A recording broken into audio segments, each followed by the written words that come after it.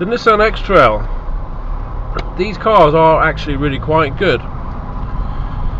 They are a good package and they're pretty much well put together and offer a rather good drive. I'll start off with the basics. With this particular model, the speedo is here in the center, the instrument cluster. They're easy enough to read and they don't appear to be obstructed by the top of the steering wheel. The rear view vision in this car is absolutely legendary. It's got the biggest glass in the back I've seen in any car, I think, of late. And the headrests only slightly obstruct the steering wheel, maybe a little bit from the wind wipe, but apart from that it's fine. This is the 6-speed manual and I'm going to do a 0 to 60 test. 3, 2, 1, go.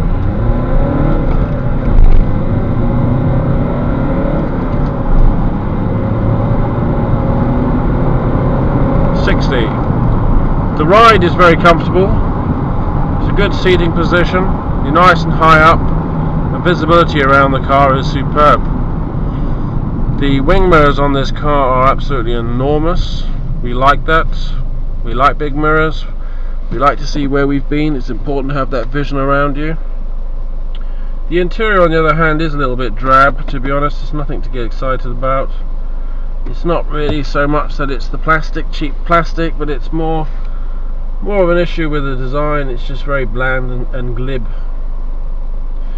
But the center console is easily laid out and it is very basic and pretty easy to operate until you get around this area here.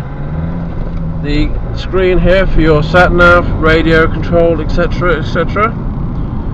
Now the steering on this vehicle is rather light, which is quite surprising really, because this does have quite a large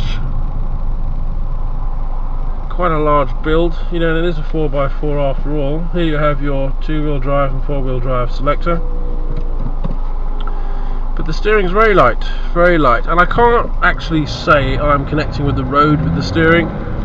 It does feel a bit anaesthetized, and I'm more connecting with the actual power steering equipment rather than the actual road. And there is a big old lag in the steering, so we really got some issues with the steering here. And as this car hasn't even done 30,000 miles, I doubt very much it's got a worn steering box or worn bushes, so there's a lot of that going on which we don't like. And really, at the end of the day, if you're thinking about buying one of these second hand, that's the first place you want to go and look at, because if it's like that on the car you want to buy, you want to walk away or renegotiate the price. Now, as we're going a bit faster now, if I give it a bit of a wiggle, yeah, you know, for a big old car it doesn't boat around that much.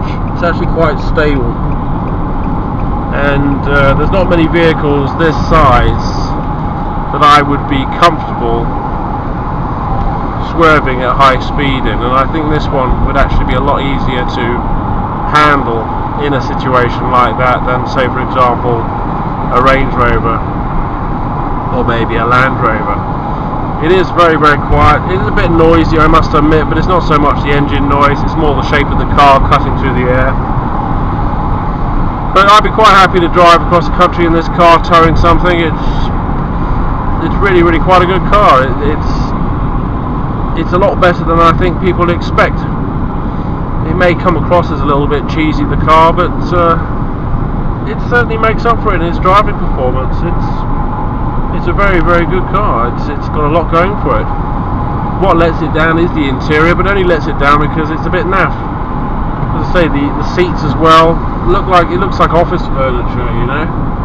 But I suppose there's ways around dealing with things like that. But the actual drive itself is very good. Nissan's a very reliable car make. I don't think you're really going to go wrong with one of these cars. But my only advice to anybody would be, as said, look at the steering, because there's a lot of play in that steering, and it hasn't done 30,000 miles, so it's not likely to be worn. But I'm just going to test the brakes out now. I'm not going to do an emergency stop, I'm just going to brake firmly. And the brakes are very powerful and smooth, and I do get to apply them gradually rather than any grippy, grabby brakes, which is good. A bit heavy on the corners, but you've got to expect that. It is a large, heavy car, but it seems to settle quite nicely in the corners actually. yeah, it's a good car. It's a good car. I can't find anything particularly negative about this vehicle. It's a lot better than I anticipated, and I would recommend this car to anybody.